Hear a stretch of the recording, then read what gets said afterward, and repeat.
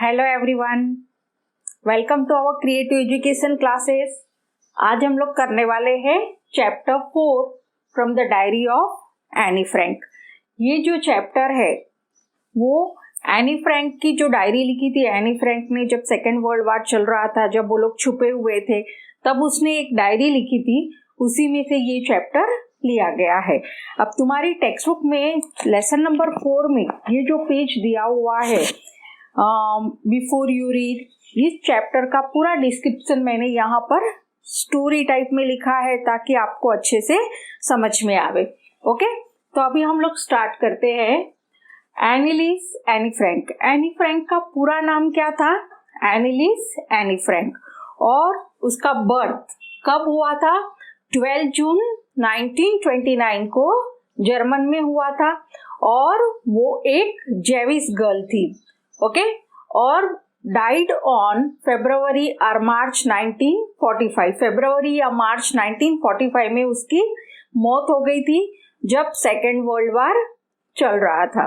Okay, तो अब यहाँ पर आपको क्लियर है कि वो लोग पहले कहाँ रहते थे? जर्मनी में रहते थे।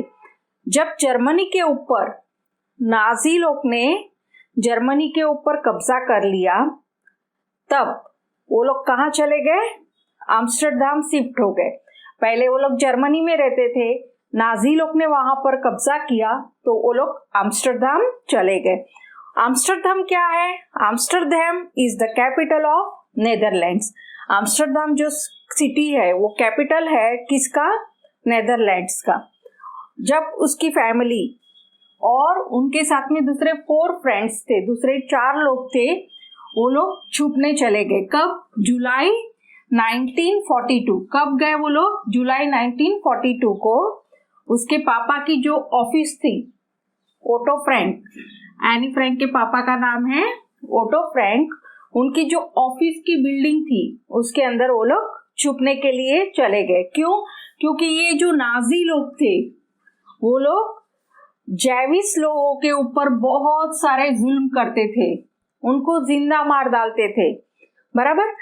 तो सबसे पहले वो लोग जर्मनी में रहते थे और वहां जर्मनी में नाजी लोग आ गए, उसके ऊपर कब्जा कर लिया, तो वो लोग आम्स्टरडाम चले गए। आम्स्टरडाम जो है वो नेदरलैंड का कैपिटल है। और जुलाई 1942 में जब लोगों के ऊपर बहुत सारे जुल्म बढ़ने लग गए, जेविश लोगों के ऊपर वो लोग को मार दिया जाता था, तब वो लोग सब उसके पापा की जो ऑफिस थी, ऑफिस की जो बिल्डिंग थी, बिल्डिंग के अंदर जाकर वो लोग छुप गए। आफ्टर 2 years, 2 साल तक छुप कर रहे वो लोग। उसके बाद बिट्रेड, ये जो ग्रुप था, एनी फ्रैंक की फैमिली और ये 4 जने जो छुपे हुए थे, वो लोग को धोखे से पकड़ा गया। बिट्रेड का मतलब होता है धोखे से वो लोग को पकड़ लिया गया और पकड़कर उनको कॉन्सेंट्रेशन कैंप में भेजा गया। कॉन्सेंट्रेशन कैंप क्या होता है? एक ऐसी जगह थी कि जहां लोगों को कैदी बनाकर रखा जाता था, उनको खाना नहीं देते थे, जिंदा मतलब में वो लोग वहां पर ऐसे ही मर जाते थे, भूखमरी के कारण मर जाते थे। तो ऐसी जगहों पर कॉन्सेंट्रेशन कैंप जहाँ जेविश लोगों को बंद किया जाता था, तो वहां पर उनको भेज दिया गया। Any died typhus bargain Belsen. Any की जो मौत है वो टाइफस के कारण हुई थी। और जहां पर वो लोग को रखा गया था, कौन सी जगह पर? बार्गेन बेल्सन के नाम की एक जगह थी, वहां पर वो लोग को रखा गया था और वहां पर एनी की मौत हो गई। पहले उसकी सिस्टर, एनी की जो बहन थी, उसका नाम है मार्गोट। पहले मार्गोट की मौत हुई और उसके बाद एनी फ्रैंक की मौत हो गई। और उसके अंदर उस कैंप में से खाली एक ही इंसान जिंदा बचा था। वो कौन था? उसके पापा ओटो फ्रैंक खाली जिंदा बच गए। जब सेकेंड वर्ल्ड वार पूरा होता है तो उसके पापा वापस आम्स्टरडाम आते हैं और वहां पर उनको खाली एनी फ्रैंक की एक डायरी मिली। उस डायरी के अंदर उसने सब कुछ लिखा था, बहुत कुछ उसने लिखा था। उसका जो एक्सपीरियंस था लाइफ का, वो बहुत ही अच्छे से उसने डिस्क्राइब करा हुआ था। वो डायरी एकदम यूनिक क्यों डायरी थी, यानी सबसे अलग टाइप की डायरी थी। तो उन्होंने वो डायरी पढ़ी। उसके बाद उन्होंने उस डायरी को इंग्लिश के अंदर इंग्लिश लैंग्वेज में उसको छपाई और उसका नाम उन्होंने दिया the diary of a young girl. Okay, और ये जो डायरी है उसको उसके 13th बर्थडे, उसका 13th बर्थडे के ऊपर मिली थी। और इस डायरी के अंदर जो भी उसने इवेंट्स लिखे थे वो क्रॉनिकल इवेंट्स का मतलब क्या होता है, नंबर वाइज, जैसे फर्स्ट डेट को ऐसा, सेकंड डेट, थर्ड डेट, यानी डेट वाइज उसने सब इवेंट्स उसके अंदर लिखे हुए थे। उसकी लाइफ में जो जो इवेंट्स हुए वो सारे उसने क्रॉनिकल इवेंट्स यानी डेट वाइज उसने लिखे थे कि ये तारीख को ऐसे, ये तारीख को ऐसे, इस तरह से उसने उस डायरी को मेंटेन किया हुआ था।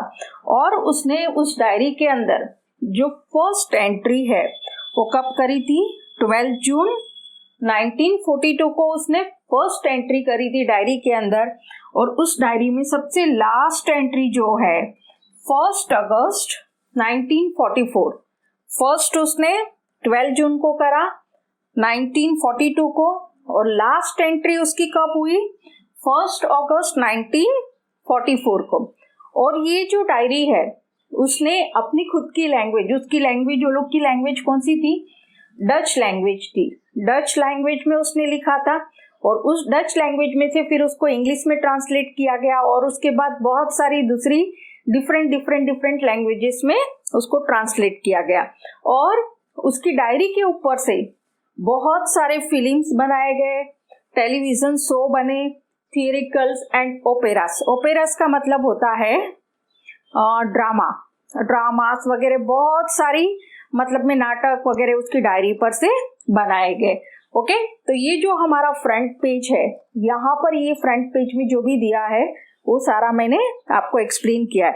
और इसके अंदर लास्ट एक लाइन है, होलोकॉस्ट विक्टिम, यानी उस टाइम पर हिटलर ने जब जर्मन के ऊपर कब्जा करा तो वहाँ जेविस लोग को के ऊपर जो भी जुल्म होते थे, इतने सारे जुल्म करते थे पॉलिटिकल इश्यू के कारण, रिलीजियस इश्यू के कारण, तो वो जो भी मतलब में उस टाइम पर जुल्म हुए थे वो सारी चीजें उसने अपनी डायरी में मेंशन करी है।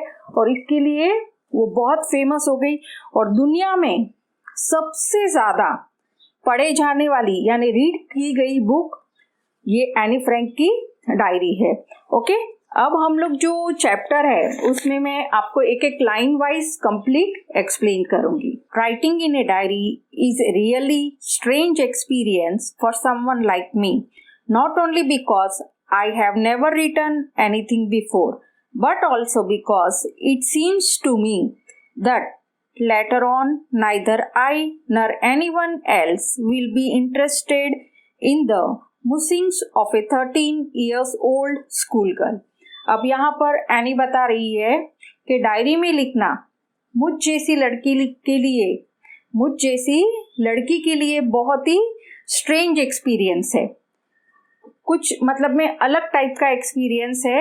उसके 2 रीजन्स वो यहाँ पर बता रही है। फर्स्ट रीजन है I have never written anything before, मैंने पहले कभी कुछ नहीं लिखा डायरी में। और दूसरी चीज वो बता रही है लेटर ऑन, बाद में, नाइदर आई नॉर एनीवन, यानी मैं या कोई और भी, एक 13 साल की जो स्कूल की लड़की है उसके जो थॉट्स है, उसका जो थिंकिंग है वो पढ़ने में कोई भी इंटरेस्ट रखेगा। मुसिंग्स यहाँ पर लिखा हुआ है, मुसिंग्स का मतलब होता है उसके थॉट्स, उसका जो थिंकिंग है वो जानने में कोई भी इंटरेस्ट रखेगा। ओ वेल इट डजेंट मैटर, फिर वो बोल रही है मेरे लिए कोई मैटर नहीं करता। आई फील लाइक राइटिंग, मुझे लिखने का मन कर रहा है। I have an even greater need to get all kind of things off my chest। फिर वो बता रही है कि मुझे लिखने की ग्रेटर नीड, मुझे बहुत ज़रूरत है। क्यों?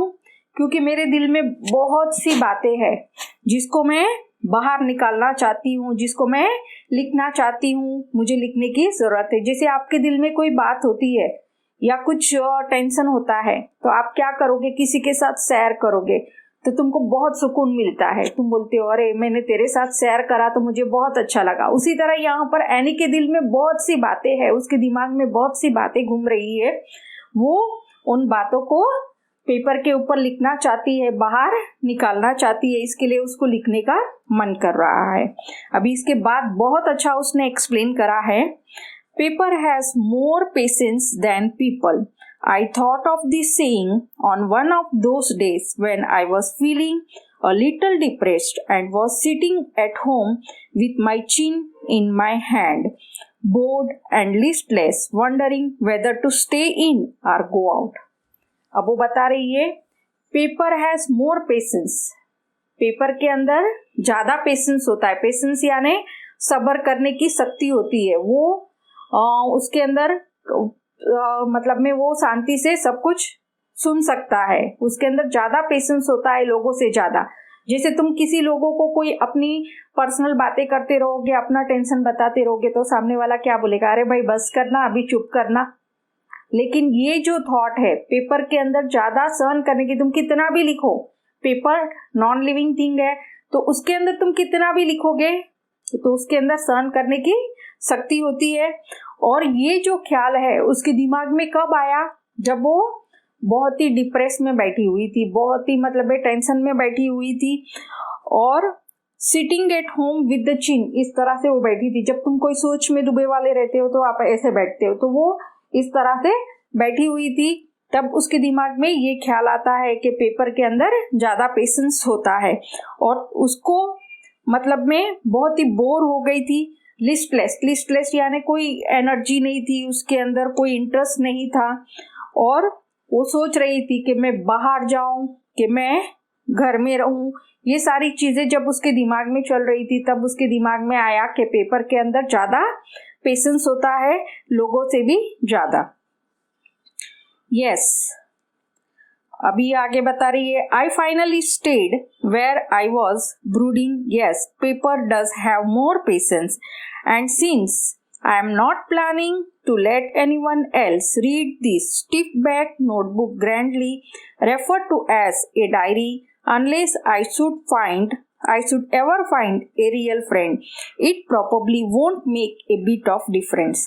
अब वो क्या बोल रही है, मैं वहीं रुक गई जहाँ मैं मतलब मैं सोच रही थी बाहर जाऊं, घर में रहूं, मैं वहीं रुक गई। और उसके बाद मैंने सोचा कि ये तो सही है कि पेपर के अंदर ज़्यादा पेशेंस होता है।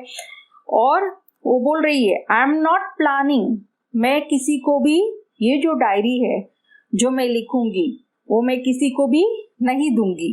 और उसने डायरी का थोड़ा वहाँ पर डिस्क्रिप्शन दिया हुआ है कि कैसी है डायरी, स्टिफ बैक नोटबुक यानी मोटे कवर वाली है, आगे पीछे जैसे डायरी होती है तो तुम्हारी डायरी वगैरह तुम देखो तो कैसी होगी, स्टिफ कवर यानी एकदम मोटा कवर आगे पीछे वाली जो डायरी है वो मैं किसी को भी रीड करने नहीं दूंगी। I should ever find the real friend, जब तक मुझे रियल फ्रेंड नहीं मिलता तब तक मैं ये डायरी को ही अपना फ्रेंड मानूंगी। और it probably won't make bit of difference, मेरे लिए कोई डिफरेंस नहीं पैदा करता कि डायरी भी मेरा फ्रेंड है, यानी रियल फ्रेंड हो या डायरी, दोनों मेरे लिए कोई फर्क नहीं पड़ता, वो डायरी को अपना फ्रेंड मान रही है। कहने का मतलब ये है। Now I am back to the point that prompted me to keep the diary in the first place. I don't have a friend.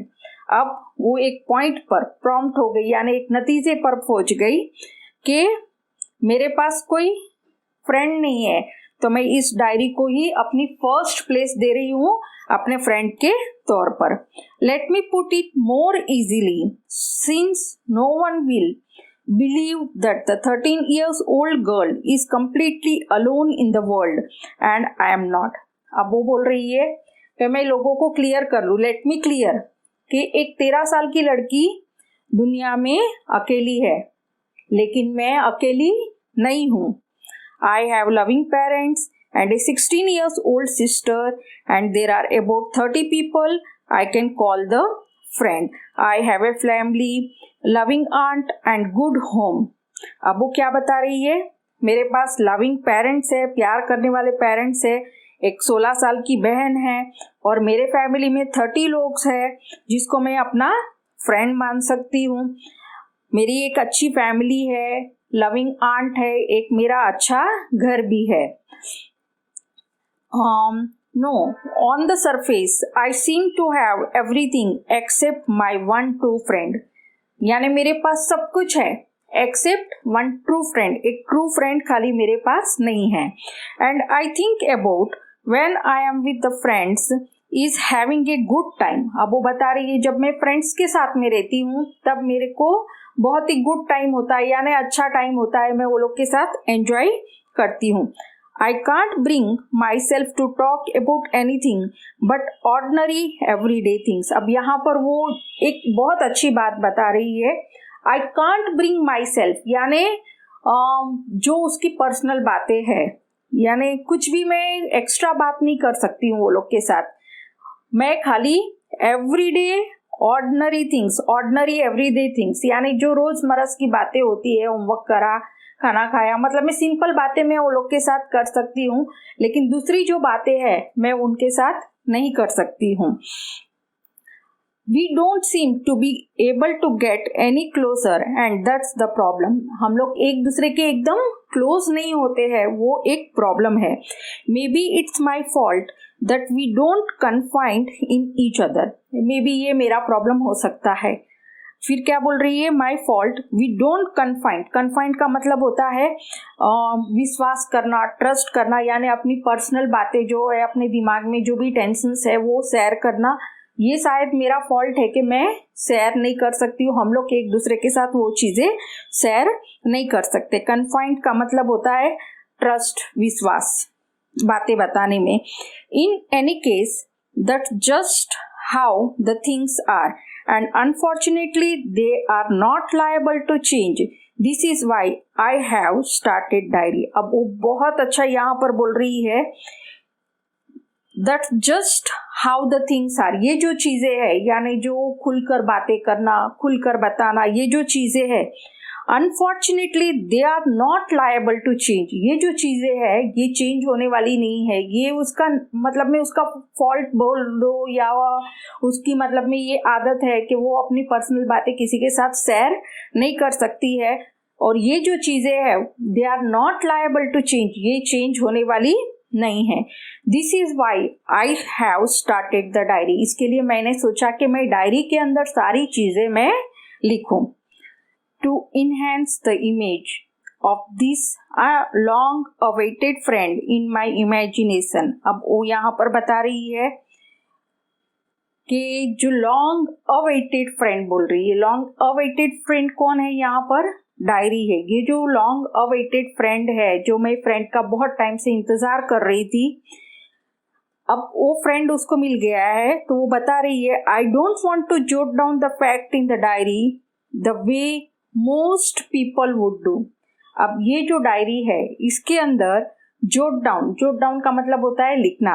मैं इस तरह से नहीं लिखना चाहती हूँ जैसे आमतौर पर लोग लिखते हैं, but I want the diary to be my friend. अब ये डायरी जो है वो मेरा फ्रेंड है। I am going to call this friend Kitty. और वो डायरी को क्या नाम दे रही है अपने फ्रेंड का, किटी करके वो नाम दे रही है डायरी को। Since no one would understand a word of my story to Kitty if I were to plunge right in. अब वो बता रही है since no one would understand a word, कोई भी इंसान को एक वर्ड भी मेरी डायरी का समझ में नहीं आएगा। जो मैं किटी है मेरी डायरी, उसके अंदर जो लिखूंगी किसी को समझ में नहीं आएगा। If I were to plunge right in, अगर मैं डायरेक्ट उसके अंदर कूद पड़ूंगी यानी डायरेक्ट लिखने का स्टार्ट करूंगी तो किसी को भी समझ में नहीं आएगा। I would better provide a brief sketch of my life. अब वो बता रही है कि मैं ब्रीफ में उसके अंदर लिखूंगी, डिटेल में सब लिखूंगी। तो much as I dislike doing so, मुझे ये सब मतलब में डीप में लिखना अच्छा नहीं लगता है, लेकिन लिखना पड़ेगा तो कोई लोग मेरी इस डायरी को समझ पाएंगे। अब वो डायरी के अंदर डीप में बता रही है, पहले वो अपने फादर के बारे में बता रही है। My father most adorable father I have ever seen, didn't marry my mother until he was 36 and she was 25। अब वो बता रही है मेरे जो पापा है वो मोस्ट एडोरेबल यानी मोस्ट लविंग, सबसे ज़्यादा प्यार करने वाले जो पापा है, उन्होंने 36 ईयर के जब तक नहीं हुए और मेरी मम्मी 25 साल तक नहीं हुई तब तक वो लोग ने शादी नहीं की। My sister Margot was born in Frankfurt in Germany in 1926 और उसके बाद उसकी बहन का जन्म हुआ। कब हुआ? 1926 को जर्मनी के अंदर जो प्लेस है फ्रैंकफर्ट के अंदर हुआ था। आई वॉज बॉर्न ऑन 12 जून 1929 और मेरा जो जन्म है वो 12 जून 1929। अब वो ब्रीफ में डिटेल में सब डायरी में बता रही है। I lived in Frankfurt until I was 4। जब मैं 4 साल की हुई तब तक हम लोग फ्रैंकफर्ट में रहे। My father immigrated to Holland in 1933 और उसके बाद मेरे पापा कहाँ चले गए? होलैंड चले गए। पहले वो लोग जर्मनी में रहते थे और उसके बाद मतलब में वो लोग कहाँ चले गए? होलैंड चले गए। My mother Edith Holland Frank went with him to Holland in September और एनी फ्रैंक की जो मदर है उसका नाम है एडिथ होलैंडर फ्रैंक। वो भी सितंबर में अपने पापा के साथ चली गई और उसके पापा का नाम है ओटो फ्रैंक। ओके, अभी while Margot and I were sent to the Aachen to stay with our grandmother और मेरे मम्मी पापा होलैंड चले गए और मैं और मेरी बहन को कहाँ भेजा गया? एचिन भेजा गया। मार्गोट वेंट टू होलैंड इन दिसंबर। उसके बाद उसके पापा आकर उसको मार्गोट को होलैंड लेके जाते हैं दिसंबर में। एंड आई फॉलोड इन फरवरी। फिर मैं फरवरी में गई। When I was plunked down on the table as a birthday present for the Margot। अब दिसंबर में मार्गोट चली गई और फरवरी में मार्गोट का बर्थडे था। जब मार्गोट का बर्थडे था उस दिन एनी को वहां पर लेके गए और उसको टेबल के ऊपर बिठाया गया as a birthday present for her sister. यानी उनकी फैमिली का अपने को मालूम पड़ता है कि वो लोग के बीच में बहुत ही क्लोज थे या तो फिर बर्थडे प्रेजेंट के तौर पर मार्गोट को उसकी बहन लाई गई थी। I started right way at the Montessori nursery school. I stayed there until I was 6। अब वो बता रही है कि उसकी जो फर्स्ट स्कूल है उसकी स्कूल का नाम क्या है? Montessori nursery school. I stayed there until I was 6। जब तक मैं 6 साल की हुई। At which I started the first form। मैं फर्स्ट स्टैंडर्ड में थी। फर्स्ट फॉर्म यानी फर्स्ट क्लास में। In the 6th form my teacher was Mrs. Kuperus the head mistress. अब जब वो 6th स्टैंडर्ड में थी तब उसकी जो टीचर थी वो कौन है? मिसेस कुपुरस। उसकी जो टीचर है वो हेड मिस्ट्रेस भी थी। हेड मिस्ट्रेस का मतलब होता है जो लेडी प्रिंसिपल होती है स्कूल में उसको बोला जाता है हेड मिस्ट्रेस। तो उसकी जो टीचर थी Mrs Kuperus the head mistress.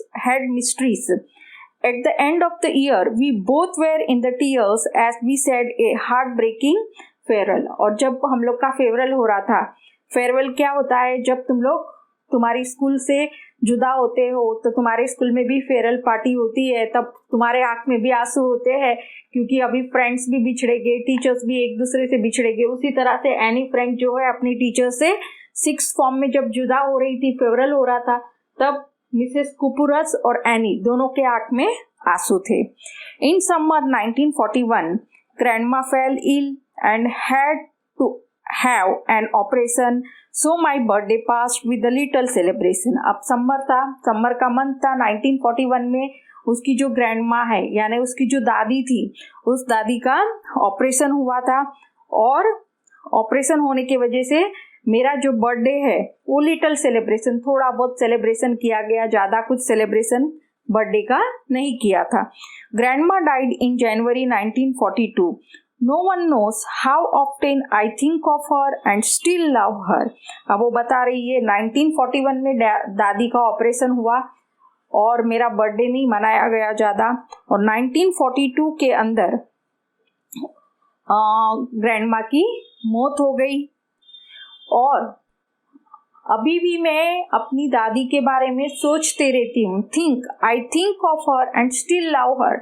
कोई नहीं जानता कि मैं उनको कितना अभी भी मिस करती हूँ, कितना मैं उनको प्यार करती हूँ। This birthday celebration in 1942 was intended to make up for the others and the grandma's candle was lit along with the rest. अब ये जो बर्थडे था 1941 में वो लोग ने बर्थडे सेलिब्रेशन ज़्यादा नहीं किया था. अब 1942 के अंदर वो लोग ने जब बर्थडे सेलिब्रेट किया एनी का, तब लास्ट टाइम वो लोग ने कम सेलिब्रेट किया था. इस बार सारे मेहमानों को बुलाया गया और बहुत ही अच्छे से बर्थडे सेलिब्रेट करा और साथ साथ में ग्रैंडमा के नाम की भी एक कैंडल उसके अंदर जलाई गई थी. 4 of us were still doing well, यानी हम चारों भी बहुत अच्छे से रह रहे थे. And that brings me to the present date of 20 June 1942 and the solemn dedication of my diary. अब 20 जून 1942 के बाद मैं थोड़ी सीरियस हो गई और मैंने इस डायरी के बारे में डायरी के अंदर लिखने का स्टार्ट किया, या डायरी को लेकर मैं बहुत सीरियस हो गई ऐसे. अब डायरी में वो लिख रही है तो उसके बारे में हम स्टडी करेंगे. डियरेस्ट किटी, सैटरडे 20 जून 1942. अब 20 जून से वो सीरियस हो गई और उसने डायरी में लिखने का स्टार्ट किया. जो क्या लिखा है, our entire class is quaking in its boot, यानी हमारी जो पूरी क्लास थी, यानी वो अपने पास्ट के बारे में सब डायरी में लिख रही है. हमारी जो क्लास है वो क्वैकिंग इन इट्स बूट्स, इसका मतलब होता है हमारी पूरी क्लास जो है बहुत ही नर्वस, एकदम शांत, डरी हुई थी. क्यों डरी हुई थी? The reason for of course is the forthcoming meeting in which the teacher decide who will move up to the next form and who will be kept back. अब टीचर लोग डिसाइड करने वाले थे, teacher लोग result देने वाले थे. जैसे तुम्हारा रिजल्ट आने का होता है तो तुम खुद भी शांत हो जाओगे, चुप हो जाओगे, उसी तरह से यहाँ पर पूरी क्लास जो है एकदम चुप, नर्वस, डरी हुई थी. क्यों? क्योंकि वो लोग का रिजल्ट था और उस रिजल्ट के अंदर बताने वाले थे कि कौन बच्चा आगे क्लास में जाएगा और कौन बच्चा यही क्लास में रहेगा. Half the class is making bet. अब आधी क्लास तो शरत लगा रही थी. GN and I laugh ourselves sillily at the 2 boys behind us, CN and Jack, who have stacked their entire holiday savings on their bed. अब Anne Frank जो है उसकी जो फ्रेंड थी उसका नाम क्या है? GN और मैं, हम दोनों भी हंस रहे थे. किसके ऊपर हंस रहे थे? उनके पीछे 2 लड़के बैठे थे, उनके नाम है CN एंड जैक. ये 2 लड़के जो है वो पीछे बैठकर शरत लगा रहे थे, अरे तू पास होगा, नहीं मैं पास नहीं होऊंगा, तू पास होगा. इस तरह से वो लोग बेट लगा रहे थे, शरत लगा रहे थे. और उस शरत के अंदर वो लोग ने जितने भी हॉलीडे सेविंग्स की थी, जितने भी पैसे वो लोग ने बचाए थे, वो सारे पैसे वो लोग ने बेट पर लगा दिए थे. अब देखो यहाँ पर क्या हो रहा है. From morning to night it's you are going to pass, no I am not, yes you are, no I am not. अब वो लोग सुबह से लेकर शाम तक, रात तक एक ही बात कर रहे थे. क्या? You are going to pass, no I am not, no you are. यानी वो लोग एक दूसरे को वही शरत लगा रहे थे, तू पास होगा, नहीं तू नहीं होगा, मैं होऊंगा, तू होगा. इस तरह से वो लोग कंटिन्यूअस एक ही बात कर रहे थे. Even G's pleading glance and my angry outburst can't calm them down.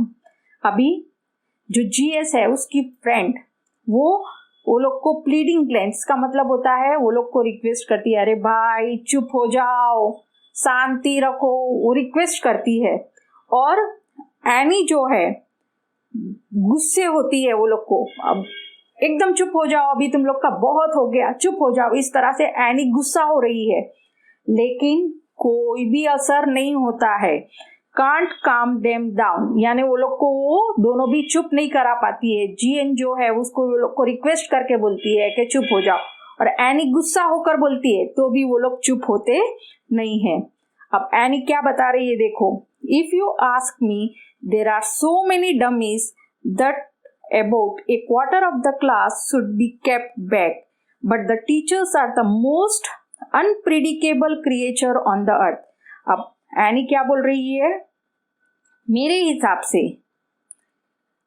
बहुत सारे डमीज हमारे क्लास में भरे हुए। डमीज यानी जो बच्चे कुछ पढ़ते नहीं है, मतलब में इंटरेस्ट नहीं लेते हैं, कुछ आता नहीं है, ऐसे बहुत सारे डमी बच्चे हमारे क्लास में हैं। Quarter of the class, quarter का मतलब क्या होता है, सपोज 100 बच्चे हैं, उसमें से 25 बच्चे जो है 1/4 स्टूडेंट्स ऐसे हैं जो डमीज है, उनको यही क्लास में रहना चाहिए। लेकिन फिर वो बता रही है the teachers are most unpredictable creatures on the earth. ये जो टीचर्स है वो बहुत ही अनप्रिडिकेबल, हम लोग सोच भी नहीं सकते कि टीचर्स क्या करेंगे, ऐसे वो बता रही है। I am not so worried about my girlfriend and myself. We will make it. The only subject I am not sure about is the maths.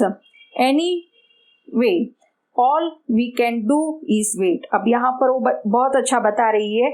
I am not worried about my girlfriends, यानी मेरे साथ में जो friends है, मेरी जो लड़कियां हैं मेरे साथ में, मैं उनके बारे में कोई भी वरी नहीं हूँ, क्योंकि लड़कियां ऐसे भी पढ़ने में थोड़ी सीरियस होती है।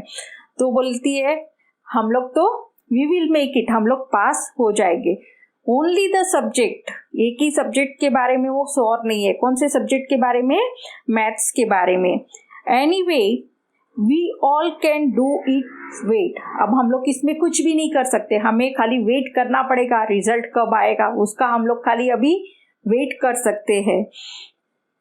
Until then we will keep each other telling each other not to lose the heart। अब वो बता रही है जब तक रिजल्ट नहीं आता तब तक हम लोग एक दूसरे को क्या करेंगे, हिम्मत देते रहेंगे। इसका मतलब होता है, एक minute, not to lose the heart यानी हम लोग हिम्मत नहीं हारेंगे, एक दूसरे को खाली भाई अच्छा होगा अच्छा होगा, ऐसे हम एक दूसरे को क्या करते हैं, हिम्मत देते रहते हैं और हम टीचर्स का रिजल्ट आने का वेट करते हैं। I get along pretty well with all my teachers. There are 9 of them, even 7 men and 2 women. अब वो बता रही है कि मेरी सारे टीचर्स के साथ बहुत अच्छी बनती है। मेरे टोटल 9 टीचर्स है, उसमें से 7 मेन है और 2 वुमेन है। अब यहाँ पर बहुत अच्छा बता रही है।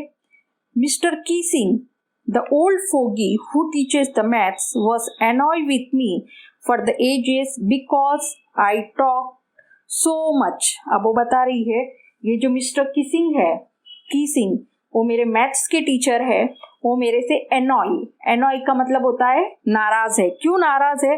क्योंकि मैं क्लास में बहुत बातें करती हूँ। After several warning, he assigned me extra homework and essay on the subject a chatterbox। अब उन्होंने मुझे बहुत बार वार्निंग दिया कि एनी चुप बैठो, क्लास में बातें मत करो, फिर भी मेरा मतलब में बातें करने का चालू ही रहता था। तो उन्होंने मुझे ऐसे लिखने दिया। कौन सा ऐसे लिखने दिया? A chatterbox. अब a chatterbox, what can you write about that? अभी वो सोच रही है चैटर बॉक्स, इसके ऊपर हम क्या लिख सकते हैं। I would worry about that later, I decided। अब वो सोच रही है चैटर का बॉक्स के बारे में मैं क्या लिखूं। उसने सोचा कि I will decide later, यानी उसके बारे में मैं बाद में सोचूंगी। I jot down the title in my notebook, tuck it in my bag and tried to keep quiet। अब सर ने मेरे को चैटर बॉक्स के बारे में लिखने दिया तो मैंने नोटबुक में कॉपी कर लिया कि भाई चैटर बॉक्स का मुझे होमवर्क है, और उसने फिर वो बुक बंद करी और बैग में रख दिया और एकदम चुप बैठ गई थोड़ी देर के लिए। That evening after I had finished the rest of my homework, the note about the essay caught my eyes. अब मैंने शाम को बैठे बैठे मेरा होमवर्क फिनिश किया। होमवर्क फिनिश करने के बाद मेरी आंखें उस एसे के ऊपर पड़ी कि मुझे ऐसे लिखना है। I began thinking about the subject while chewing a tip of fountain pen। और मैंने फिर वो पेन मेरे हाथ में थी तो मेरी पेन मुंह में डाला, क्या लिखूं ऐसे वो सोचने लग गई।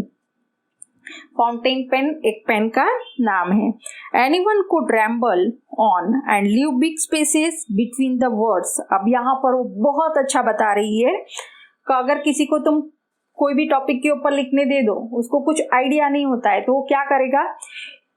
एनीवन कुड रैम्बल, रैम्बल का मतलब होता है कुछ भी लिखना सोचे समझे बिना। यानी कोई भी बात करना, सोचे समझे बिना कुछ भी लिख देना या कुछ भी बातें करना। ऑन लीव बिग स्पेसेस, बीच में बड़ी बड़ी जगह छोड़कर कैसे भी करके कुछ भी लिख दो। 3 पेज भर दिए, 4 पेज भर दिए, कुछ भी लिख दो। तो कोई भी ऐसे लिखता है, लेकिन वो बोल रही है, क्या बोल रही है, ध्यान से सुनना। But the trick was to outcome with the convincing argument to prove the necessity of the talking. अब वो बोल रही है, मुझे एक ऐसी ट्रिक सोचना है जिसे मैं कन्विंस कर सकूं। ये जो चैटर बॉक्स के बारे में उन्होंने मुझे लिखने दिया है, वो जो आर्ग्यूमेंट है, मैं उनको आर्ग्यू कर सकूं, मैं उनको रिप्लाई कर सकूं कि बातें करना क्यों जरूरी है, क्यों जरूरी है बात करना, ये मैं प्रूव कर सकूं। वो मतलब मैं रियल आर्ग्यूमेंट सोच रही है कि मैं कुछ भी लिखना नहीं चाहती, कुछ भी बड़े बड़े वर्ड्स में लिखकर 3-4 पेज भर दो, ऐसा मैं नहीं चाहती। मैं कुछ परफेक्ट रीजन, परफेक्ट आर्ग्यूमेंट में करना चाहती हूँ। I thought and suddenly had an idea. अब मैंने बहुत सोचा, उसके बाद अचानक से मेरे दिमाग में एक आइडिया आया। I wrote the 3 pages mister Keesing had assigned me and was satisfied. फिर मैंने बहुत सोचा और उसके बाद मैंने लिखा। तो कीसिंग ने, जो मिस्टर कीसिंग है, जो मेरे मैथ्स के टीचर है, उन्होंने उस ऐसे को रीड करा और वो सेटिस्फाइड हो गए, उन्होंने असाइन कर दिया। I argued that talking is a student treat and that would do my best to keep it under control. अब वो आर्ग्यूमेंट में क्या लिख रही है, मतलब मैं ऐसे लिखने दिया था, तो उसके अंदर वो एक परफेक्ट रीजन बता रही है। क्या? टॉकिंग इज स्टूडेंट ट्रीट, बातें करना बच्चों की विशिष्टता होती है। ट्रीट का मतलब होता है विशिष्टता, या तो फिर कैरेक्टर बोल सकते हो। बच्चों का एक कैरेक्टर होता है बात करना, उनकी एक आदत होती है। ओके, फिर भी मैं ट्राई करूंगी क्लास में चुप बैठने की। अब बहुत अच्छा है, यहाँ पर आगे सुनने लायक है। But that I would never be able to cure myself of the habit since my mother talked as much as I did, if not more. अब वो बहुत अच्छा रीजन दे रही है। क्या रीजन दे रही है? कि ये जो आदत है, ये never be able to cure, मैं इस आदत को क्योर नहीं कर सकती। क्यों? क्योंकि मेरी मम्मी जो है वो भी बहुत बातें करती है। And that there's not much you can do about the inherited trait, यानी ये जो खानदानी है, inherited trait यानी पेरेंट्स में से बच्चों में आता है, जो पेरेंट्स की आदत होती है। कोई घर में बोलते हैं, तुमने सुना होगा, अरे भाई ये इसकी माँ के ऊपर गई है तो बहुत बातें करती है, या इसके पापा के ऊपर गया है, कुछ ना कुछ करते रहता है। तो ये जो इनहेरिटेड है, यानी जो ये आदत है, वो मुझे मेरी मम्मी में से मिली है, और ये ज्यादातर चेंज नहीं हो सकती। यानी ज्यादा देर not much you can do about the inherited treat. ये खानदानी है, या तो फिर ये मेरे पेरेंट्स में से मुझ पर आई है, या मेरी मम्मी बात करती है, तो ये आदत मेरी मम्मी में से मुझ पर आई है। अब उसने ये आर्ग्यूमेंट्स उसने चैटर बॉक्स का जब उसको ऐसे लिखने दिया था, तब उसने ये आर्ग्यूमेंट दिया था उसके अंदर। Mister Keesing had good laugh at my argument. अब ये आर्ग्यूमेंट उसने दिया कि भाई मेरी मम्मी बातें करती है, वो आदत मेरे में भी है। तो ये सेंटेंस उन्होंने जो रीड करा तो वो उनको हंसी आ जाती है। But when I proceed to talk my way through the next lesson, जब मैं दूसरे लेसन में भी बात करने लग गई, he assigned me the second essay, फिर उन्होंने मुझे दूसरा ऐसे लिखने दिया। This time it was suppose to be an incorrigible chatterbox. अब उन्होंने, मैं वापस बात करने लग गई क्लास में, क्योंकि बक बक बक बक बक बक करने की आदत थी। वो एक चैटर बॉक्स थी। चैटर बॉक्स यानी बक बक करने वाला, बोलने वाला, बातें करने वाला। तो उसको इतनी सारी बात करने की आदत थी कि वापस सर गुस्सा हो गए। क्लास में बात कर रही थी तो अब सर ने उसको इनकोरिजेबल यानी जिसको हम कभी सुधार ही नहीं सकते, ऐसा चैटर बॉक्स, ये टॉपिक पर उसको इनकोरिजेबल चैटर बॉक्स के ऊपर उसको दूसरा टॉपिक लिखने के लिए, दूसरा ऐसे लिखने के लिए दे दिया। I handed it in and mister Keesing had nothing to complain about for 2 whole lessons। अभी उन्होंने दूसरा टॉपिक दिया तो उसके ऊपर भी मैंने लिख दिया। अब मिस्टर कीसिंग के बाद पास में कोई भी कंप्लेन करने के लिए नहीं था। क्यों?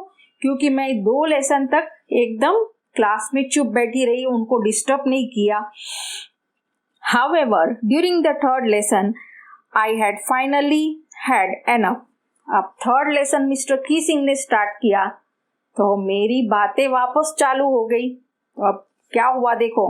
Annie Frank, as a punishment for talking in the class, write an essay entitled "Quack Quack Quack," said Mistress Chatterbox.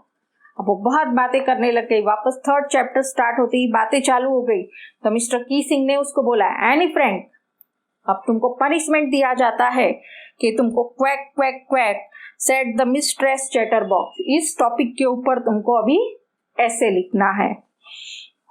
The class roared, पूरी क्लास हंसने लग गई। I had to laugh too, अब मुझे भी हंसी आ गई। Through I had nearly exhausted my ingenuity on the topic of chatterbox, यानी चैटरबॉक्स के ऊपर पहले भी लिखने दिया, वापस भी लिखने दिया, वापस लिखने दिया। तो अब वो बता रही है कि ये 2 टॉपिक लिखते लिखते है मेरे पास जितनी भी नॉलेज था, जितनी भी आइडियाज थी, वो पूरी समाप्त हो गई। पूरी जो आइडियाज थी, जो मेरी लिखने की क्षमता थी, वो पूरी समाप्त हो गई है। It was time to come up with something else, something original. अब वो सोच रही है अभी और कुछ मुझे ओरिजिनल सोचना पड़ेगा, कुछ नया और अच्छा सोचना पड़ेगा। वो ऐसे तैसे तो कुछ लिखती नहीं है, बड़े बड़े वर्ड्स छोड़कर कुछ भी लिखना ऐसा उसको आता नहीं है। तो अब वो सोच रही है अब और मैं क्या सोचूंगी और क्या लिखूं। My friend Saini, who's good at poetry, offered to help me write an essay from beginning to end in the verse, and I jumped for joy. अब क्या हुआ, अब बहुत अच्छी बात हो गई यहाँ पर। उसकी जो फ्रेंड है उसका नाम है सैनी, और वो बहुत अच्छी पोयम लिखती थी, उसको पोएट्री लिखना अच्छा लगता था। और उसने एनी को बोला कि मैं तेरी हेल्प करूंगी और ऐसे लिखेंगे, लेकिन ये ऐसे हम लोग कैसा लिखेंगे, beginning to end in verse, starting से लेकर लास्ट तक हम पोयम के तौर पर ये ऐसे हम लोग लिखेंगे। तो वो तो खुशी के मारे पागल हो गई, खुशी होने लग गई, अरे मेरी फ्रेंड मेरी हेल्प करेगी इस ऐसे लिखने में। Mister Keesing was trying to play joke on me with his ridiculous subject, but I would make sure the joke was on him. अभी यहाँ पर क्या हुआ, मिस्टर कीसिंग जो है वो मेरा जोक बनाना चाहते थे, मेरी मजाक उड़ाना चाहते थे क्लास में। एक ऐसा सब्जेक्ट देकर, रेडिकुलस सब्जेक्ट, यानी एकदम क्या बोलते हैं, हंसी वाला सब्जेक्ट मेरे को दिया था चैटर बॉक्स के ऊपर लिखने के लिए। वो मेरा मजाक बनाना चाहते थे, लेकिन यहाँ पर मैंने पोयम के तौर पर लिखकर उनका ही जोक बनाने की कोशिश की। I finished my poem. It was beautiful. अब मैंने अपना पोयम अपनी फ्रेंड के साथ में बैठकर वो जो ऐसे था उसको मैंने पोयम के तौर पर लिख दिया। It was about a mother duck and the father swam with 3 baby ducklings who were bitten to death by the father because they quacked too much. अब यहाँ पर उसने पोयम लिखा, वो पोयम के अंदर उसने क्या बताया कि एक मदर डक है और दूसरा फादर स्वैन है और उनके 3 बच्चे हैं। 3 ducklings were bitten to death, उनको मौत के घाट उतार दिया गया। क्यों? क्योंकि वो लोग बहुत क्वैक क्वैक क्वैक करते थे, बहुत बातें करते थे। इसके लिए उसके जो पापा है वो लोग ने उन बच्चों को मौत के घाट उतार दिया, यानी उनको मार दिया। Mr. Keesing took the joke the right way. He read the poem to the class, adding his own comments and several other classes as well. अब ये जो पोयम उसने लिखी थी एनी ने, उस पोयम को उन्होंने जोक के रूप में लिया और उन्होंने इस पोयम को अपनी क्लास में रीड करी और उसके अंदर उन्होंने अपने थोड़े कमेंट्स भी ऐड करे और उस पोयम को उन्होंने दूसरे क्लासेस में भी रीड की।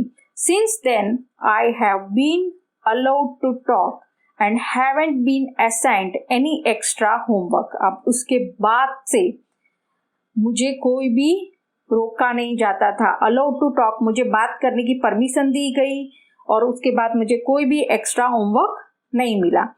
On the contrary mister Keesing always making joke this days. उस दिन के बाद ये जो मिस्टर किसिंग का जो नेचर था वो भी चेंज हो गया, यानी वो भी मतलब में जोक्स करने लग गए।